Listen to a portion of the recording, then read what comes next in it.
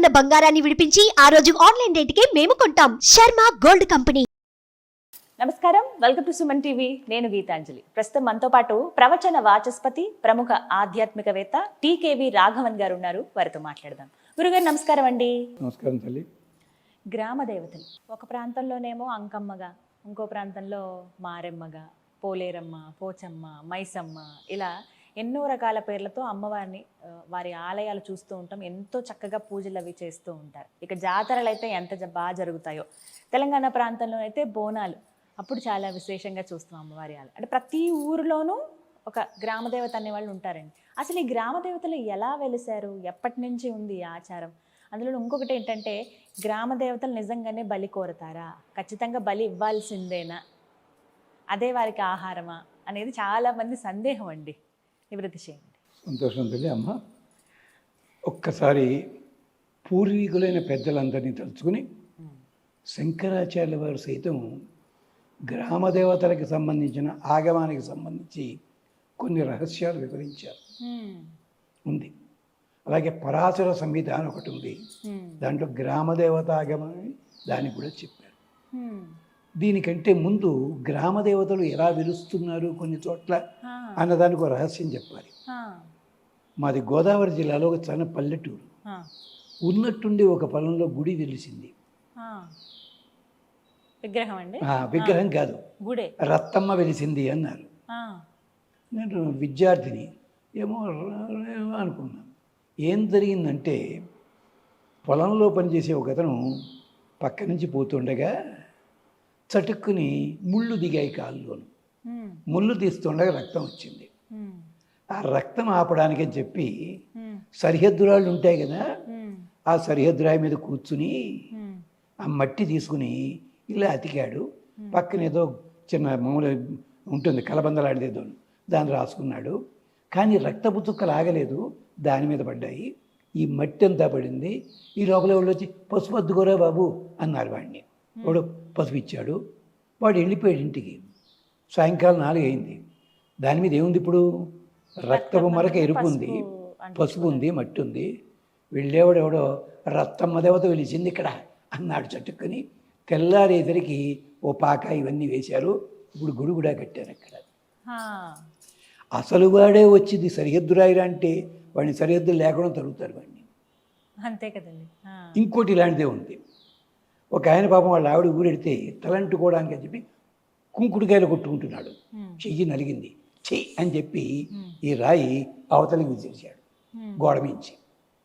అది కాంక్రీట్ జింగ్ లేదు, పల్లెటూరు కదా, అది వెళ్ళి వేప చెట్టు కింద పడింది. అదే టైంలో వేప చెట్టు అవతల ఇంకో ఆవిడ, పెద్ద ఆవిడ ఉన్నారు పాపం, పిన్ని గారు ఒక ఆవిడ. ఆవిడ పొద్దున నిర్మాల్యం తీస్తూను దేవుడి దగ్గరది ఆ పొట్లం కట్టి ఆవిడ తీసింది. అది దాని మీద పడింది వచ్చి. నిర్మాల్యం పువ్వులు, పసుపు, కుక్క అన్నీ పడ్డాయి. వాడెవడో వచ్చి గంగానమ్మ వెలిసింది అన్నాడు. గంగానమ్మ జాతర ఇప్పటికి కూడా ఆ ఊళ్ళో ఇప్పటికీ చేస్తారు. గ్రామదేవతలను వేళాకోళం చేయడానికి చెప్పలేదమ్మా. గ్రామం అంటే అర్థం తెలియని వాళ్ళు మాట్లాడుతున్నారు ఇవన్నీ. పట్టణము, నగరము, గ్రామము తేడా ఉందమ్మా. గ్రామం అంటే అక్కడ అన్ని జాతుల వాళ్ళు కూడా కడుపు నిండా తినగలరు. ఎవడికోడి ఏదో పని ఉంటుంది, పని చేసుకుంటాడు. జాతులు వేరైనా అంతా కలిసి ఉంటారు. వైభోగాలు లేకపోయినా బాగుంటారు. దాని పేరు గ్రామము, జనావాసము. పట్టణం అంటే అధికారులు ఉండే చోటు పేరు పట్టణము. బాగా ధనవంతులుండి పెద్ద పెద్ద కట్టుకుంటారు ఇళ్ళు, అవి నగరములు అవుతాయి. అంచేత మహారాజులు పట్టణంలో ఉంటారు. ముఖ్య పట్టణం అంటారు దాన్ని. గ్రామములు అంటే ఏమిటనమాట? అందరూ కూడా కలిసి ఉండేది. అలాంటి గ్రామములకి ఒక్కొక్క చోట గ్రామం నిర్మించేటప్పుడు వాస్తు ప్రకారమే ఈ గ్రామము ఈ దిశలో ఉంది కనుక ఈ దేవత అధికారిని అది నిర్ణయిస్తారు వాళ్ళు. ఎలాగా? ఆబోతుని తిప్పి కానీ, కుక్కని తిప్పి కానీ, కొన్ని వాస్తులే ఉన్నాయి. ఇప్పుడు పెద్ద కథ అయిపోతుంది, వద్దు అక్కడ. అప్పుడు ఆ గ్రామానికి ఈ దిశలో గనక ఈ దిక్పాలకుని భార్య ఫలానా ఆవిడ, అల్లా వచ్చినవే కుంకుళ్ళమ్మ, మావుళ్ళమ్మ, గోగులమ్మ, కొండాలమ్మ, మైసమ్మ. మైసమ్మ కాదు, మహిషమ్మ, మహిషాసురమర్దిని మైసమ్మ. పోలేరమ్మ కాదు, ప్రోలు ఏలు అమ్మ. ప్రోలు అంటే పట్టణం, పట్టణం పోలేరమ్మ అయ్యింది. ఇవన్నీ కూడా ఇలా వచ్చాయి. ఇవన్నీ కూడా ఎవరి స్వరూపాలు? అమ్మ స్వరూపాలు. అంటే పార్వతీయం వారని కొందరు అంటారు, కాదు, అమ్మ స్వరూపాలు, శక్తి స్వరూపములు. ఆఖరికి సీతాదేవి కూడా అరణ్యవాసానికి వెడుతూ, నదిలో వెడుతూ, ఓ నదీ దేవత, నీకు సురాభాండములు ఫలానా ఫలానా అన్నీ కూడా సమర్పణ చేస్తాను అంటే ఏమిటి? ఆ ప్రాంతానికి ఆ జలదేవత అధిదేవత అన్నమాట. ధర్మరాజు విరాటరణకంలో గడుగు పెట్టేటప్పుడు పాండవులు వెడుతూ మరి ఆ శ్మశానంలోంచి వెళ్ళారు ఏమిటండి? తప్పు కదా, చెడు ప్రాంతం కాదు. వస్తుండగానే జమ్మి చెట్టు కనిపించింది. వెంటనే ఎవరికి స్తోత్రం చేశాడు? దుర్గాదేవికి స్తోత్రం చేశాడు. ఇంచేత నగర పాలిక ఆమె, నగర దేవత, గ్రామ దేవత. అంచేత గ్రామములన్నిటి. అలాగే విశాఖపట్నం ప్రాంతాల్లో గోగు చెట్లు ఎక్కువగా ఉన్నాయి, గోగులమ్మ అని పేరు వచ్చింది. కుంకుడు చెట్లు ఎక్కువ ఉన్నాయి, కుంకుళమ్మ అని పేరు ఇచ్చారు. అలాగే మామిడి చెట్లు ఎక్కువ ఉన్నాయి, మావుళ్ళమ్మ, భీమవరంలో మావుళ్ళమ్మ జాతర. ఇవేమీ తక్కువది కాదమ్మా. ఇప్పుడు మీరు అడిగిన అసలు ప్రశ్నకు వస్తున్నాను. బలులు ఎందుకు ఇవ్వాలి? జంతువులనే బలి ఇవ్వాలా? దానికే మా గణేష్ పాత్ర గారు ఒక నాటకం రాస్తూ నాటకంలో అంటాడు, వాళ్ళ స్లాంగ్లో, కోడి తినాలంటే తినేరా అదేటి, అమ్మవారి పేరు చెప్పడం దేనికి అన్నాడు వాడు. ఎంత అందమైన పదం వాడో చూడండి. నువ్వు కోడి మాంసం తినేయి, నువ్వేమంటున్నావు? పోలేరమ్మ జాతరకి ఇచ్చి తింటున్నాడు. అమ్మగారి పేరు ఎందుకు చెప్తావురా అంటే దీంట్లో అర్థమేంటి తెలుసా? ఆ దేవతలు ఎప్పుడు రక్తబళ్ళు కోరలేదు. అధర్వణ వేదం వీటి గురించి చాలా బాగా చెప్పింది. వస్తున్నా, చెప్పండి, అడగండి. ఆ దేవతలందరూ ఉగ్ర రూపాలా, శాంతి స్వరూపాలు? ఉగ్ర రూపాలు ఉన్నారు, శాంతి రూపాలు ఉన్నారు, దాన్ని చెప్తున్నా. కానీ ఉగ్ర రూపాలు ఎప్పుడవుతారు? మనం చేసే సాధన కోసం చెప్పుకుంటామే, అది అధర్వణ వేదంలో వీటి మంత్రాలు ఉన్నాయి, అక్కడ చెప్పారు. దేనికి బలి ఇవ్వాలి, దేనికి ఇవ్వక్కర్లేదు. బలి ఇచ్చినప్పుడు కూడా కోసేసి మొత్తం తినేమని ఎక్కడా లేదు వేదంలో. మొత్తం తినమని ఎక్కడా లేదు వేదంలో. మొత్తం పశువునిచ్చినా, గేదెనిచ్చినా, మేకనిచ్చి ఏది ఇచ్చినా దాంట్లో ఒక భాగం ఉంటుంది. ఆ భాగాన్ని మాత్రమే తీసుకుని ప్రసాదంలా తినమన్నది అధర్వణ వేదంలోను. వీళ్ళెవరు మాట్లాడలేదు అన్యాయంగా, వీళ్ళెవరు మాట్లాడారు. ఇంతకీ అక్కడ ఉంది ఏమిటి? శాస్త్రంలో చెప్పింది, నువ్వు ఏది తింటావో, ఏది తినే అలవాటు ఉందో అది భగవంతునికి సమర్పణ చేసి తిను. ఇది అక్కడున్న వాక్యం. వాళ్ళు అడవుల్లో తిరుగుతారు, పడుగుతారు, వాళ్ళంతా కూడా మాంసాహారులు. మళ్ళీ మాంసమా పలలమా తేడా ఉంది. పలలం అంటే జంతువుల శరీరాల్లో ఉండేది, మాంసం అంటే కాయలు పళ్ళు, దాని పేరు మాంసం అని చెప్పి తేడా ఉంది. అంచేత ఏం చెప్పారు? మాంసాహారులు అంటే ఏమిటి? దుంపలు ఇవి తింటుంటే. నువ్వు ఏది తింటావో అది నివేదన చెయ్యి. వాళ్ళు అక్కడ ఉంటారు, కొండల్లో ఉంటారు వాళ్ళు ఏం తింటారు? వాళ్ళు కూడా నియమాలు ఉన్నాయమ్మా. పొద్దున్న 10 తర్వాత కానీ వేటకి వెళ్ళరు వాళ్ళు, 4 వరకే వేటాడతారు, వెనక్కి వచ్చేస్తారు. లేడీని చంపాలంటే ఇప్పట్లో చంపరమ్మా. చిన్న బాణం ఉంటుంది, దాని బొడిపు ఉంటుంది, దాని కాలు మీద కొడతారు, కాలు కింద పడుతుంది, దాన్ని ఇంటికి తీసుకెళ్ళి బడేలని చెప్పి సౌండ్ ఇస్తారు, ప్రాణం పోతుంది, అప్పుడు తింటారు లేడీని. లేడీని చంపాలంటే ధ్వని తేడాతోటి చంపాలి తప్ప విషపూరిత బాణంతో కానీ మరో దానితో కానీ చంపకూడదు. ఇప్పటికీ ఇతర సాంప్రదాయాలు అలాంటి అలవాటు ఉంది, పేరు చెప్పాను నేను. ఇలా అన్ని నియమాలు పాటించారు వాళ్ళు. అలాగే జంట పక్షులు ఉంటే వేటాడేవారు కాదు, వాల్మీకి చూశాడు కదా, అదే జరిగిన పని. అలాగే జంట జంతువులుంటే పాండురాజు చేసినప్పుడు పని అదే. జంట జంతువులుంటే దాన్ని కొట్టాడు మగ జంతువుని, శాపం పెట్టాడు ఋషి, కింద పడిన ఋషి. ఇలాంటివి నియమాలు ఉన్నాయమ్మా దానికి.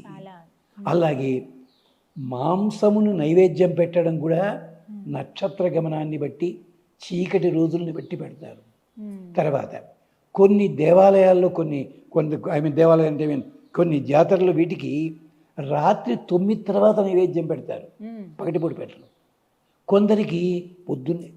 అక్కడ చెప్తారు వాళ్ళు, ఇది చేసి తీరాలని లేదు, గ్రామ దేవత ఆగమము అది ఉంది. కానీ పద్ధతిలో ఆరాధన జరుగుతుందండి అక్కడ మామూలుగానే మన పసుపు మీద వేస్తారు అంతే, బలిచ్చి తీరాలని లేదండి. అమ్మవారి కూడా అదే ఆరాధన ఉంటుంది, అలా ఆరాధన చేస్తారు. చివరికి ఏం చేస్తారు? ఇప్పుడు మరి చెప్పక తప్పదమ్మా, గుళ్ళల్లోపల కొబ్బరికాయ కొట్టడం ఎందుకు లేదని ఒకప్పుడు కాపాలిక వ్రతం అని ఉండేది. మనుషుల్ని పట్టుకెళ్ళి గుండు గీసేసి పిలకట్టే పెట్టి వాడిని బట్టి కొట్టి కొట్టి కొట్టి కొట్టి చంపి వాడి నైవేద్యం పెట్టి వాడి మాంసం తినేవారు. ఇది కాపాలిక మతం. నియమాలు అద్భుతం. శంకరాచార్యుల వారు చూసి అయ్యయ్యో నియమాలు బాగున్నాయి అని చెప్పి ఒరే నరబలి కాదురా నా అరికేడ బలి బండిరా అన్నారు ఆయన. అందుకని వచ్చింది బయట గుళ్ళల్లో కొబ్బరికాయ కొట్టడం అక్కడి నుంచి వచ్చింది. మూల స్తంభంలో మాత్రం మూల దేవాలయాల్లో కొబ్బరి బొండం కొట్టాలి, తీర్థం అభిషేకం చేయాలి. ఈ బొండంలో ప్రసాదం అని తినకూడదు, ప్రవహించే నీటిలో పారేయాలి. మీరు శ్రీశైలం వెళ్ళండి, కాళహస్తి వెళ్ళండి, ఇలాంటి ప్రతి చోట ఇదే ఉంది. పట్టించుకోలే వాళ్ళు. నేను అడిగా అయ్యో గారు నవ్వుతూను, ఏమండి అది ప్యాకెట్లు కట్టేస్తే ప్యాకెట్ 10 రూపాయలు అంటే అందరూ కొనుక్కుంటారు కానీ లేదండి అలవాటు లేదండి వద్దంటున్నారు, మరి బయట కొబ్బరి అది వచ్చింది అక్కడ. అందుకని చెప్పారు పెద్దలు, దయచేసి ఇది వద్దు. ఇప్పటికి కూడా నాగార్జున సాగర్ ప్రాంతాల్లో 1-2 దేవాలయాలు రక్త బలులు ఉండవు అక్కడ, కేవలం పళ్ళు అవే పెడతారు వాళ్ళు. అక్కడ విశేషం ఉంది. ఇది తర్వాత ఏమైపోయింది, నేను ఇది తింటా కదా అందుకని దుర్మార్గుడు పెట్టాడు, పిజ్జా కూడా పెట్టేస్తాను నైవేద్యం సినిమాలో వచ్చింది, గుర్తుంటే ఉంటుంది మీకు. ఇలాంటి అలవాటు అయిపోయి ఇతర దేశాల్లో కూడా America, north America, south America ఇలాంటి చోట్ల కూడా నేను యాదృచ్ఛికంగా చూశాను. మన ఎవరు పిలవలేదు, అనుకోకుండా చూసే అక్కడ వాళ్ళ నియమాలు ఉన్నాయి దానికి. అక్కడికి ఏమిటది చర్చిల్లో కూడా ఆరాధన చేసేటప్పుడు బలిబరమ్మ తీర్థం ఉంటుంది, కప్పుల్లా చేస్తారు బ్రెడ్ని, దాంట్లో తీర్థంలా పోస్తారు. ఉన్నాయి, నియమాలు ఉన్నాయి. ఇది కారణము అంతే తప్ప వీళ్ళంతా క్షుద్ర దేవతలు అంటారు. క్షుద్ర శబ్దం దేవతలకి పనిచేయదమ్మా. క్షుద్ర అంటే అల్పమైన ఫలితముల కోసం చేసేది క్షుద్రము, అదర్థం. దీన్ని కాస్త దేవతలకు అంటగట్టారు. దేవతాశక్తి ఎప్పుడు క్షుద్రం కాదమ్మా. ఆఖరికి దురదృష్టం కొద్దీ ఒక దేవతారాధన చేస్తే గుండెల్లో ఉన్న అమ్మవారు బయటకు వస్తున్న స్తోత్రంలో ఉంది. మనవాడు రాశాడు వ్యాఖ్యానం రాస్తూ, ఆడవాళ్ళు చేసినట్టయితే పరాయి పురుషులు కూడా గుండెల్లో ఉన్నవాళ్ళు బయటకు వచ్చేస్తారు అన్నాడు. కొంపలు ఆడిపోతాయి. రాశాడు పుస్తకం, మార్కెట్లో ఉంది. ఇలాంటి అర్థాలు చెప్పకూడదమ్మా. అది అర్థం అది కాదు. దేవతా స్వరూపము శక్తి రూపం ఇన్ని రూపాల్లో ఉంది. అందుకని ఆయా ప్రాంతాల్లో ఒక్కొక్క ప్రాంతంలో ఒక్కొక్క పేరుతోటి ఒక ఆయన ఉండేవాడు, ఇంటి దేవతగా కూడా ఉంటుంది. అందుకనే పూర్వకాలంలో ఇళ్ళకి ముందు పల్లెటూళ్ళల్లో కూడా చిన్న దీపం వెలిగించేవారు, గ్రామదేవత. తలుపులమ్మ అనేవారు. ఆ ఊళ్ళలో తలుపులు ఉండవు, దొంగతనాలు జరగవు అక్కడ. తలుపుల దేవత అక్కడ తలుపులమ్మ. విశాఖపట్నం ప్రాంతంలో అవతల బొబ్బిలి ప్రాంతంలో ఉంది తలుపులమ్మ దేవత, చింతాకమ్మ దేవత, చిత్తారమ్మ, ఇవన్నీ నూకాలమ్మ. ఆఖరికి తాపేశ్వరం ఉంది కదా, కాజాలకి ప్రసిద్ధి. శివలింగం ఉంది, తాప ఈశ్వరము, నీ తాపము తొలగించే ఈశ్వరుడు ఆయన. ఇవన్నీ కూడా మనకి గ్రామదేవత ఆగమని ఉంది. ఒకప్పుడు తిరుపతి దేవస్థానం వాళ్ళు 1950s గుర్తుంది, తర్వాత దొరకటం లేదు. ఉందమ్మా. ఇది వాళ్ళ క్షుద్ర దేవతలు కాదు. చివరికి ఏం చేశారు క్షుద్రుడు అని చెప్పి, మనకి రోగం వచ్చినా, బుల్లు వచ్చినా, జాండీస్ వచ్చినా, లేకపోతే ఏమంటారు దాన్ని స్ఫోటకం వచ్చినా, వాటి వల్ల ఉంది. రోగాల పేర్లు ఉన్నాయి అధర్వణ వేదంలోనూ. వాటికి శాంతి తెలుసా? మరి స్ఫోటకం ఇలాంటివి వస్తేను పిల్లాడు ఏ తినాలి కొడతాడో అది పెట్టడమే వాడికి. అంతే. తగ్గిన తర్వాత మాత్రం మళ్ళీ పచ్చి పెట్టాలి. దేవతలకు ఆరాధన అది పద్ధతి. ఇలాంటివన్నీ ఉన్నాయి. కానీ ఇవన్నీ వదిలిపెట్టేసి నోటికొచ్చింది చెప్తున్నారు వాళ్ళు. కాలభైరవోపాసన, కాలభైరవుడికి కూడా ఉంది, నియమం ఉంది.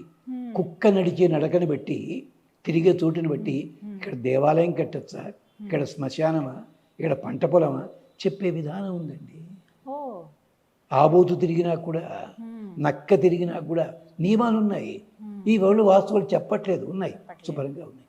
ఇప్పటికీ పల్లెటూళ్ళల్లో ఉంటున్నారు. ఇంకా ఒక్కటే ఉదాహరణ, 12 నెలల్లో 2వ నెల ఏదమ్మా ఇంగ్లీష్ నెల? ఫిబ్రవరి. దానికి ఎందుకు పేరుతో తెలుసా?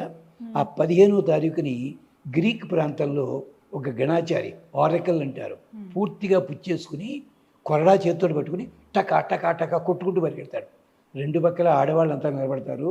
ఏ అమ్మాయికి కానీ ఏ స్త్రీకి కానీ ఈ కొరడా దెబ్బ తగిలిందో వాళ్ళకి సంతానమైనా కలుగుతుంది, ఆరోగ్యమైనా కలుగుతుంది, దుఃఖాలు పోతాయి. ఆ కొరడా చివరి ముక్క పేరు ఫిబ్రువా, అందుకని ఆ నెల పేరు ఫిబ్రవరి. ఇలాంటిది రాయలసీమ ప్రాంతంలో దేవాలయం ఉంది, తొక్కుకుంటూ పోతాడు ఆడవాళ్ళని. వాళ్ళకిట సంతానం కలుగుతుంది, అక్కడ నమ్మకం. అంతా తిట్టారు పాపం. ఇది మరి అక్కడంటే నమ్ముతావు నువ్వు, ఫిబ్రవరి పేరెట్టుకుని. ఇది అమ్మ అన్ని చోట్ల ఉన్నాయి ఇలాంటివి. వాళ్ళు గ్రామ దేవతలు, క్షుద్ర దేవతలు కాదు. అయితే మీరు పూజిస్తారండి, ఆడవాళ్ళు పెట్టుకునే ఆభరణాలు ఏవైనా కావచ్చు, మంగళసూత్రం ప్రధానమమ్మ, మిగిలినవన్నీ కాస్ట్లీ అవ్వచ్చును. వనితకు బాగా సొమ్ములు మంగళసూత్రము దానవును అని అడిగారు. మీ ఇంటి దేవత ఎవరు, మా ఇంటి దేవత ఎవరు, ఆ దేవుడు ఎవరు, వాళ్ళు ప్రధానం, మిగిలిన వాళ్ళంతా గౌరవనీయులు. అలా చూడాలి. అది చక్కగా వివరించారు గురుగారు. నమస్కారం.